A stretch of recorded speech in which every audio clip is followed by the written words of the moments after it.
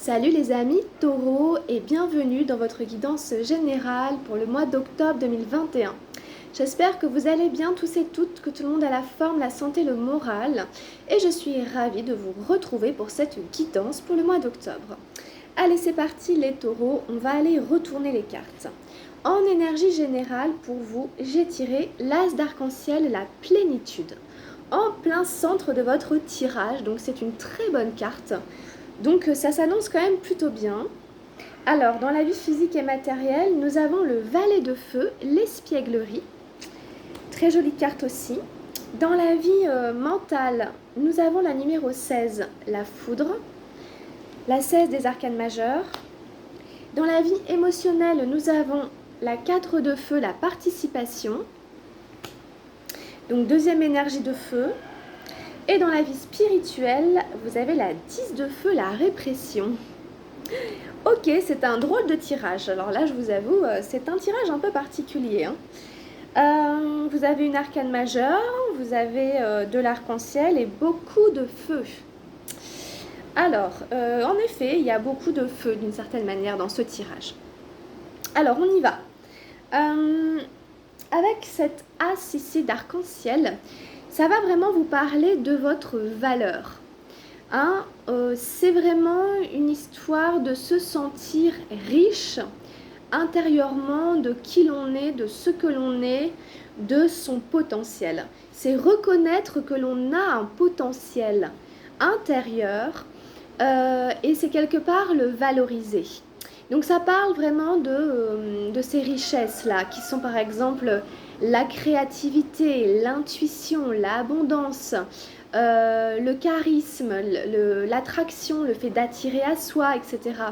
Il y a plein de valeurs comme ça que vous avez et qui vont être là justement reconnues par vous-même et peut-être même par les autres.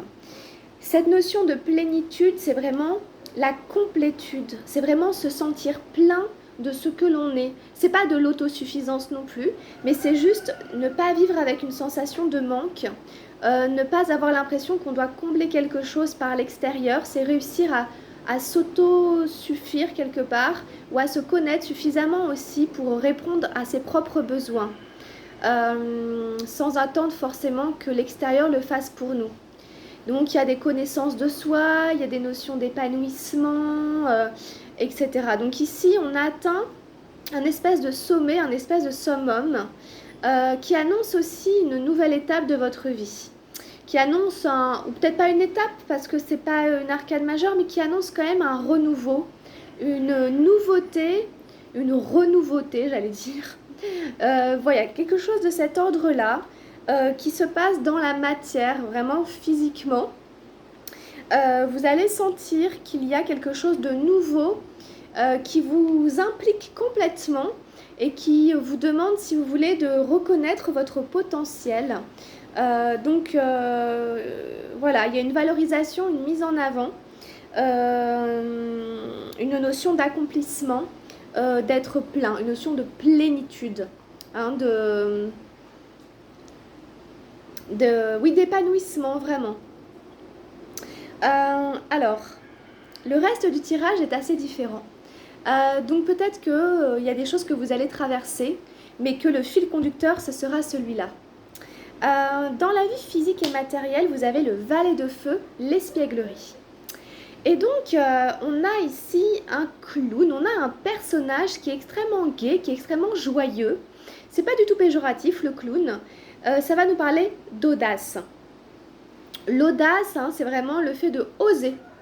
C'est le fait d'être différent, c'est le fait de mettre un petit grain de sel, un petit grain de folie. Mais si vous voulez, comme on dit, les choses ne se sont jamais réalisées sans oser, si vous voulez, sans ce passage à l'acte. Qui vit sans folie n'est pas si sage qu'il croit. Je ne sais pas si vous connaissez cette expression, cette maxime. Voilà, c'est l'idée de qui vit sans folie n'est pas si sage qu'il croit. On doit faire preuve d'audace.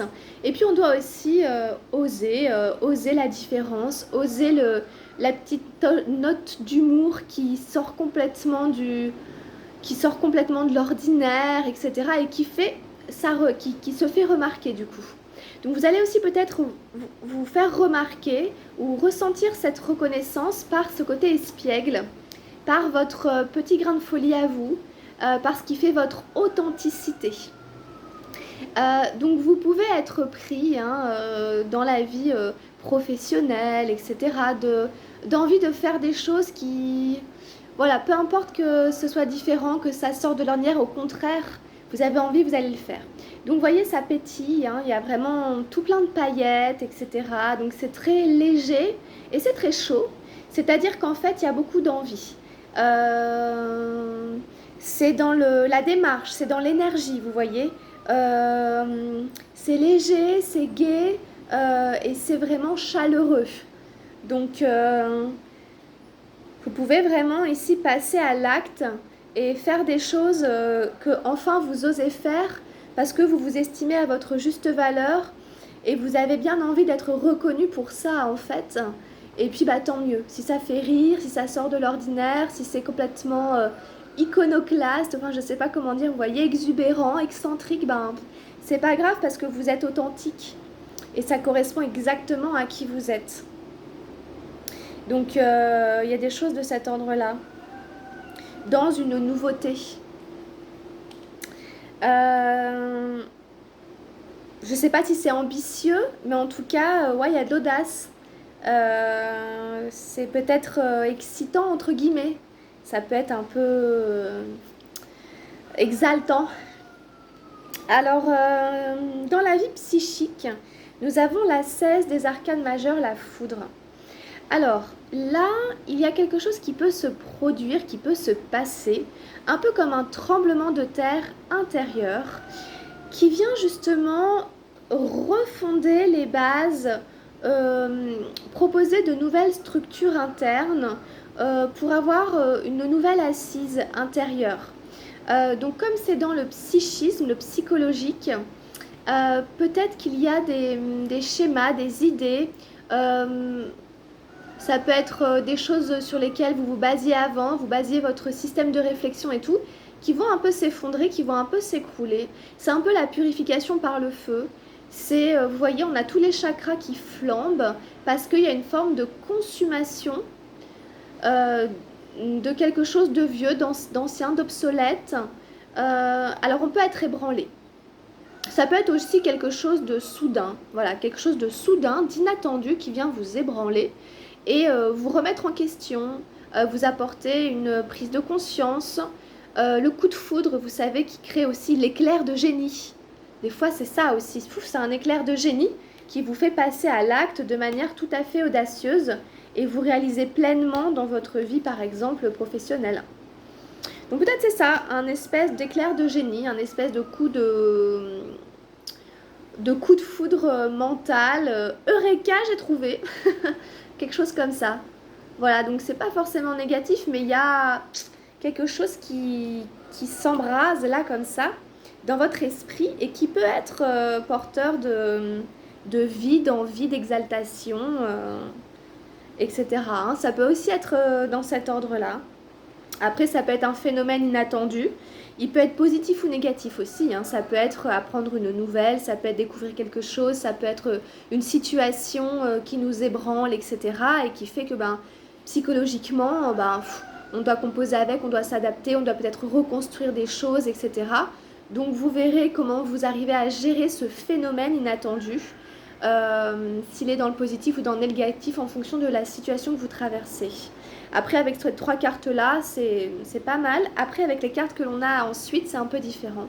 Donc, il faudra voir comment ça peut se placer. Mais il est possible qu'il y ait quelque chose, en effet, une nouvelle, un incident, entre guillemets, inattendu qui vous ébranle un peu là. Dans la vie émotionnelle, on a la participation. Et donc, en fait... Alors, en fait... Tout d'un coup, la lumière est tombée, donc je vais allumer un petit peu parce que vraiment on ne voit plus rien.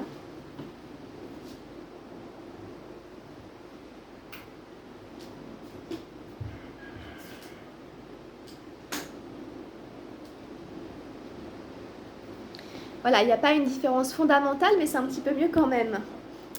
Je m'y attendais pas hein, aussi, moi, à ce que la lumière comme ça s'éclipse d'un seul coup. Alors, j'en étais à la participation. Si vous voulez, voilà, la participation, c'est le fait de s'impliquer dans quelque chose.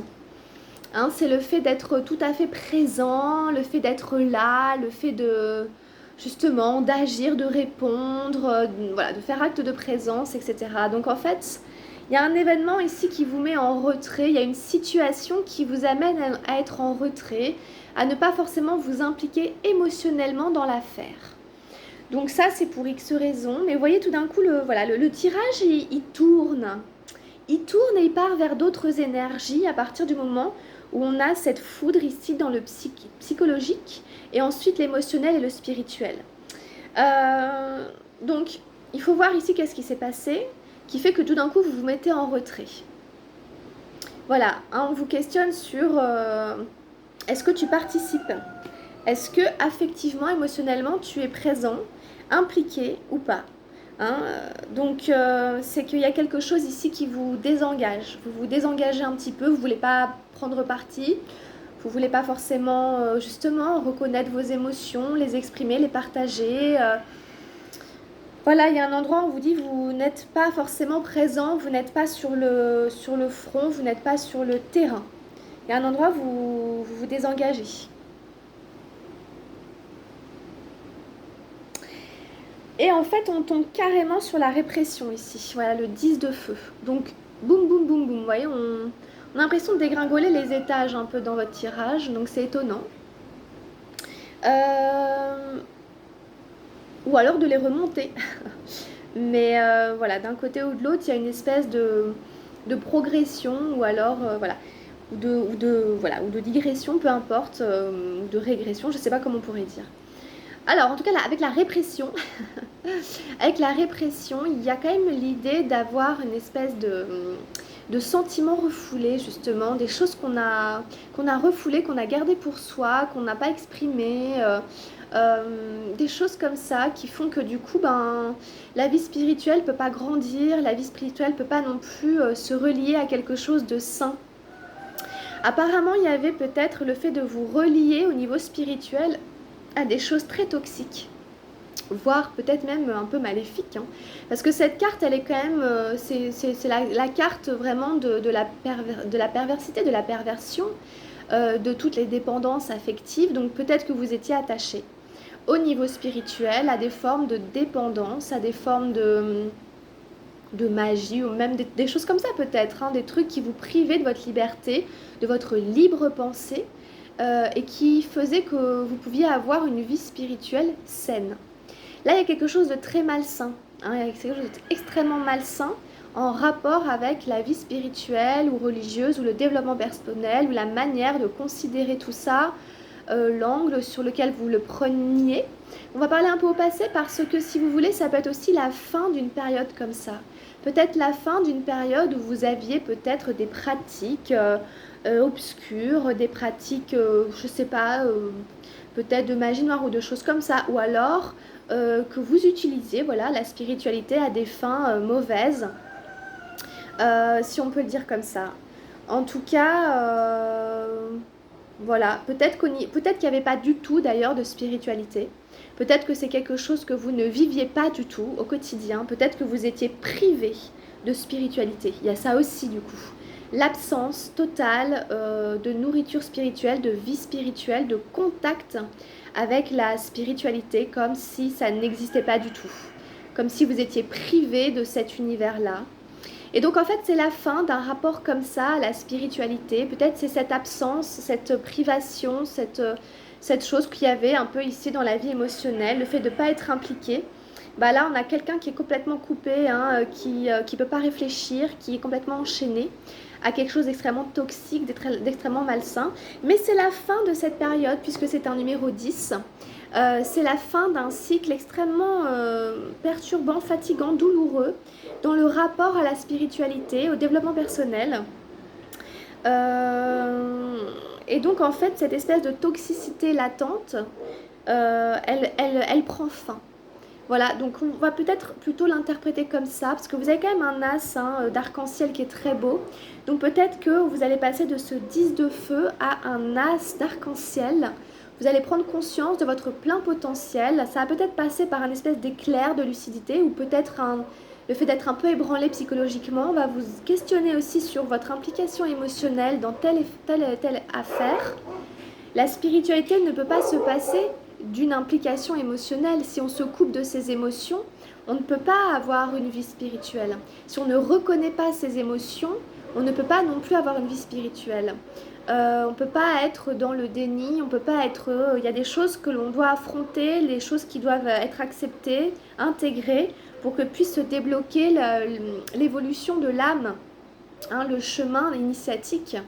Donc là, il y a vraiment une histoire d'avoir été brimé aussi au niveau de son âme et des compréhensions, etc. Et du coup de sa reliance avec l'univers. Et il y a peut-être une prise de conscience à cet endroit-là et du coup un nouvel élan, un nouveau départ, une nouvelle envie, avec un peu de génie, de folie, de créativité, quelque chose qui tout d'un coup se réveille. Et on sort un peu de ce brouillard-là, dans lequel on était enfermé peut-être depuis longtemps. Donc on pourrait le voir un peu comme ça aussi, ce tirage. Il y a beaucoup de feu, donc il y a beaucoup d'action. Donc si vous voulez, ça brûle aussi un peu. C'est cette sensation que ça y est, quoi. C'est tellement chaud, c'est tellement trop fort que ça va forcément passer à autre chose, ça va forcément péter, quoi. Avec tout ce feu qui est là, ça va forcément, vous voyez... voilà, quelque chose de cet ordre-là. Donc vous verrez un peu comment ça se manifeste, mais pour moi, après, il y a une belle émergence. Avec cette as d'arc-en-ciel ici quand même, qui domine. Il y a quand même quelque chose qui naît de cette période qui était un peu peut-être éprouvante, surtout au niveau spirituel et peut-être émotionnel aussi. Voilà un peu ce qu'on peut dire avec l'oracle d'Oshozen, le tarot Oshozen. Alors, j'ai tiré des cartes avec l'oracle de la transformation. Et on va regarder, donc j'en ai eu deux, elles sont tombées toutes les deux en même temps, j'ai pas pu en prendre qu'une, je les ai même pas regardées. On va les découvrir. Nous avons la 7 et la 50, l'avidité et la compassion. C'est très intéressant, c'est deux choses qui sont complètement antinomiques, bien entendu. Ça peut être ça aussi, cette énergie 10 de feu, tous les attachements vous les connaissez, les péchés capitaux. Les 7 péchés capitaux, lesquels sont-ils? Allez, on révise. Sans forcément être chrétien, sans forcément être croyant, c'est des choses qui sont un peu universelles. L'avidité, c'est vraiment ça. Et la compassion, justement, ça vient poser question. Alors, je vais vous les décrire, je ne vais peut-être pas vous les lire en entier toutes les deux. On va commencer par l'avidité, et ensuite on lira la compassion. L'avidité, c'est le fait d'en vouloir encore. Je veux plus d'argent, je veux plus de biens matériels, je veux plus de femmes, je veux plus de reconnaissance sociale, je veux plus. Je veux encore. Une parabole sur l'ambition et l'impatience. Alors, quand les gens deviennent très avides, ils deviennent très pressés et ils cherchent à aller encore plus vite. Ils sont continuellement dans la course parce qu'ils pensent que la vie leur échappe. Ce sont eux qui disent « le temps c'est de l'argent ». Le temps c'est de l'argent, l'argent est très limité, alors que le temps est illimité. Le temps n'est pas de l'argent, le temps c'est l'éternité. Il a toujours été là et le sera toujours. Vous avez toujours été ici et vous serez toujours ici. Abandonnez l'avidité sans vous soucier des conséquences. Il arrive parfois qu'à cause de votre impatience, vous passiez à côté de beaucoup de choses. C'est l'idée de courir après quelque chose sans forcément en avoir conscience et en même temps de perdre sa vie juste à courir après cette chose-là. Comme les gens en effet qui courent après l'argent, sans forcément courir d'ailleurs, mais qui consacrent toute leur vie à ça et puis qui en fait n'en font pas forcément grand-chose ou ne profitent pas à côté de la vie. Et la vie leur échappe. C'est peut-être ce que vous aviez connu avec la répression. À force d'être là-dedans, on passe à côté de l'essentiel. Donc il y a des notions d'impatience, peut-être des choses comme ça, d'être continuellement, d'aller plus vite, d'aller plus loin, d'être pressé, etc. On vous dit ici d'être ici et maintenant en fait. Et que le temps, quelque part, c'est l'éternité. On a le temps, on n'est pas pressé, On vous dit que peut-être vous êtes passé à côté de pas mal de choses et que peut-être il serait temps justement de revenir en fait. D'où cet as d'arc-en-ciel peut-être. Parce que la vie, au bout d'un moment, elle nous pousse à des choses où bon, ben voilà, faut sortir de ça pour aller ailleurs, pour aller plus loin, pour aller autrement. La compassion, Jésus est l'échangeur d'argent. Donc en fait, je vais peut-être pas vous lire tout, c'est un peu long, mais ici ça nous questionne sur c'est quoi qui est important. Est-ce que la colère c'est toujours mauvais? Eh ben non. En fait, si vous voulez, par exemple, on dit, je ne dis pas que la violence est mauvaise, parfois la violence peut être juste. Je ne dis pas que l'amour est juste, parfois l'amour peut être mauvais. L'amour peut s'adresser à la mauvaise personne ou encore l'amour peut cacher une mauvaise intention. Quelqu'un aime son pays et c'est terrible parce que le nationalisme est une malédiction. Quelqu'un aime sa religion mais cet amour-là le rend capable de tuer, d'assassiner, de brûler les autres temples. L'amour n'est pas toujours bon ni la colère toujours mauvaise. Alors qu'est-ce qui est bon et qu'est-ce qui ne l'est pas? Selon moi, l'état de vigilance est bon. Si vous êtes en colère tout en étant pleinement conscient, alors même la colère est bonne. Si vous êtes amoureux sans être dans un état de conscience, alors l'amour lui-même n'est pas juste. Aussi faites en sorte que la qualité de la vigilance soit présente dans chacun de vos actes, dans chacune de vos pensées, dans chacun des rêves que vous faites. Permettez à cette qualité de conscience de pénétrer en vous de plus en plus profondément. Soyez submergés par cette qualité de conscience et alors tout ce que vous faites a de la valeur, tout ce que vous faites est bon et devient une bénédiction pour vous, comme pour le monde qui vous entoure. On vous dit, soyez conscient de ce que vous faites et soumettez-le simplement à votre bon sens. Est-ce que selon moi, ce que je fais, c'est bien? Est-ce que ça porte des fruits positifs? Est-ce que ça aide à créer l'amour, par exemple? Ou est-ce que cet amour-là, au final, me fait vraiment du bien? Ou est-ce que cet amour-là me détruit? Et c'est comme ça que vous saurez si c'est bon, si c'est mauvais, si c'est bien ou si c'est mal. C'est-à-dire que quelque part, c'est aussi soumis un peu à notre subjectivité, à notre manière de vivre les choses de l'intérieur. Donc c'est difficile de déclarer comme ça... l'amour c'est bien, de faire des espèces de grandes déclarations comme ça. C'est toujours soumis à une forme de subjectivité, à comment on vit les choses en fait. Et on vous invite du coup à être dans un état de vigilance, un état de clairvoyance, un état de... comme quand on est le témoin de ce qui se passe dans notre vie par exemple. Donc de prendre du recul pour observer, pour vous observer en train de penser, en train d'agir et de le soumettre à votre espèce de sagesse intérieure. Voilà, est-ce que ça me fait du bien ou est-ce que ça me fait du mal? Est-ce que ça crée du bien? Est-ce que ça crée du mal? Voilà, c'est comme ça que je sais si c'est bon ou pas. Parce que, en effet, si vous voulez, des fois il est juste, par exemple, il est juste des fois de se mettre en colère. Quand par exemple il y a des gens, des enfants, n'importe qui dépassent les limites, il est important de leur en mettre. Ça aide à se structurer. Si on a l'impression, vous voyez, c'est important de se structurer. Tout n'est pas permis, tout n'est pas possible, surtout dans notre monde actuel où il n'y a plus vraiment de limites, où tout est toujours, c'est vraiment l'extrême aujourd'hui à l'heure actuelle. Si, il est quand même important de redéfinir des limites. Et c'est marrant, la carte s'appelle la compassion. Donc, allez chercher aussi de ce côté-là.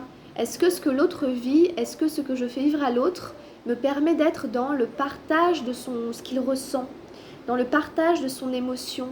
Est-ce que je serai capable de vivre avec lui ce qu'il est en train de vivre? Si la réponse est non, c'est que quelque part, c'est pas bon justement, c'est pas ok. On n'est pas dans l'amour, on n'est pas dans le lien. Et donc on est coupé de sa divinité intérieure et on est forcément malheureux. Bon bref, je vais pas non plus vous faire un cours ou trop une extrapolation, mais c'est quand même intéressant comme piste de réflexion. Puisque l'avidité et tout ça, c'est des choses qui vous coupent de l'essentiel. Alors, on va aller voir un peu quel est le message lumière que j'ai tiré pour vous. J'ai tiré la très belle carte de Je suis harmonie. Je l'adore cette carte. Je suis harmonie. Alors, je vais vous lire la carte. S'il existe tristesse ou noirceur autour de moi, cela ne m'appartient pas. S'il y a colère ou lourdeur, je les repousse. Je me recentre et refais ma protection, car dans ma bulle, je vis dans la lumière et je suis harmonie. Ça me fait penser à la carte de la plénitude et à la carte de la répression. Il y a cette notion de bulle, de cocon, de protection qui est aussi dans la carte de la plénitude, où on voit un cercle, donc on se recentre sur ce qui nous fait du bien. Et en effet, il y a ces idées de réussir à combattre la colère, à la chasser. Hein, elle a sa raison d'être, mais il ne faut pas non plus qu'elle vous empoisonne de l'intérieur. Donc pour chasser la colère, il faut aller courir. Il faut faire quelque chose qui vous permet de dégager ça du corps. Elle est dans le corps, hein, c'est une émotion tout ça. Donc c'est dans les émotions que ça se passe, dans les émotions qu'on doit décharger. Donc pas forcément sur quelqu'un, hein, c'est pas très intéressant.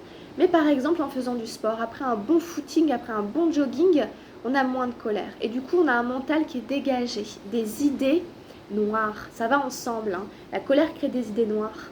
Donc il y a des choses de cet ordre-là, de la lourdeur aussi, que vous devez quelque part nettoyer, purifier de votre corps pour retrouver l'harmonie, même de la tristesse, etc. Mais c'est possible par rapport à ce que vous avez vécu, hein, c'est vous qui savez. Quelque part, il faut vous en dégager au niveau corporel, hein, avant tout. Pour retrouver une forme d'harmonie. Donc, mais je pense que vous allez y arriver, hein. Je pense que c'est quand même le grand thème de votre guidance pour octobre, hein. Vous allez retrouver et recréer cette harmonie, hein, et vous libérer de tout ce qui est toxique, négatif, qui vous empoisonnez le cœur, l'âme et l'esprit sûrement. Voilà, écoutez, merci beaucoup de m'avoir suivi, hein. Allez voir les autres signes lunaires ascendants, hein, ça vous donnera des petits messages complémentaires. Likez, abonnez-vous, restez avec moi, on se retrouve tout de suite pour votre guidance sentimentale. Et puis si vous voulez, hein, si vous avez besoin, vous pouvez me contacter pour faire ensemble une guidance personnalisée sur un sujet, une question, un thème de votre choix. Voilà, à très bientôt les amis. Taureau, prenez soin de vous, portez-vous bien et gros bisous, à très vite. Ciao ciao.